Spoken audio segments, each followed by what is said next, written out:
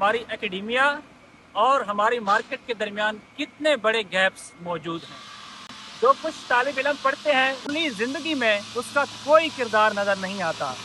हमने factory workers से बात की और उनकी बातों से ये बात बिल्कुल वाज़ेह है, उन्हें सबसे पहले जो चीज़ चाहिए वो टेक्नोलॉजिकल इनोवेशन है।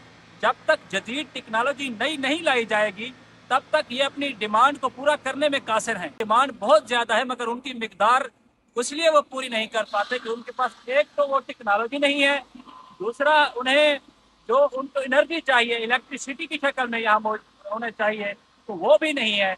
और इसके साथ साथ उन्हें उनका ये कहना था कि इस बिजनेस को इंटरनेशनल लेवल पर एक्सपेंड करने के लिए उन्हें इंस्टीट्यूशनल वीकनेसेस का सामना है, जिसमें कस्टम के जो सिस्टम है वो फॉल्टी है और उनके बिजनेस को एक्सपेंड होने में बहुत ज़्यादा रोके हुए हैं।